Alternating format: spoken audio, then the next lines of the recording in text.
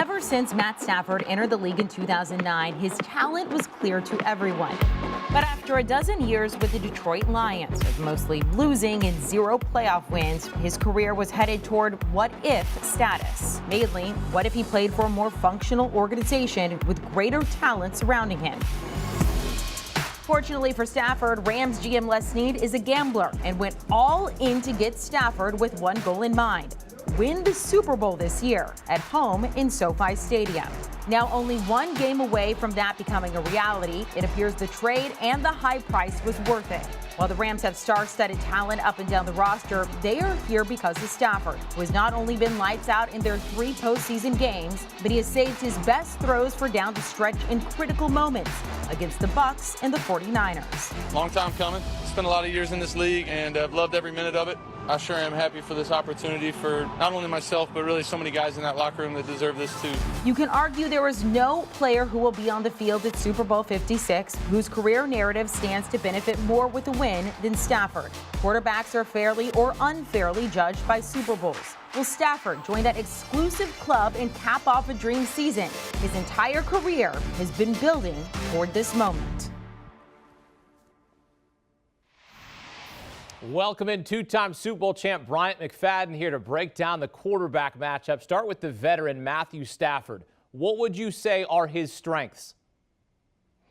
He's super talented when it comes to throwing the football. His arm talent has been well documented. We've seen that throughout his professional career, and we're especially seeing it this year with a sound structure organization, right? An unbelievable play caller in Sean McVay, outstanding pass catchers surrounding him.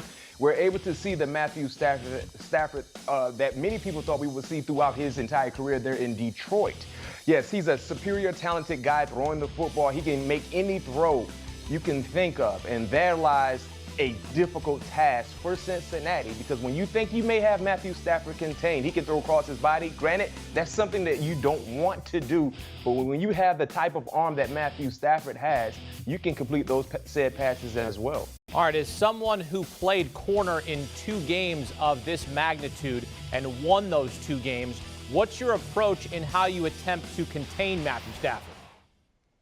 Well, Hakeem, I think first and foremost, you got to watch a lot of tape, right? Look at some of the defenses that have provided issues for Matthew Stafford. And the first defense that comes to mind, even though they beat them last week, is the San Francisco 49ers. Remember, in 2 opportunities in the regular season, San Francisco, their defense, they had 7 sacks. They forced 4 interceptions. They also had a return touchdown defensively from Matthew Stafford. So if you look at what they were able to do, they put pressure on Matthew Stafford in those 2 regular season ball games. Didn't see a lot of pressure last week in the postseason NFC Championship game, but in the regular season, they harassed Matthew Stafford. He is not at his best when that pressure is getting to him. He is not at his best when the pocket is starting to collapse.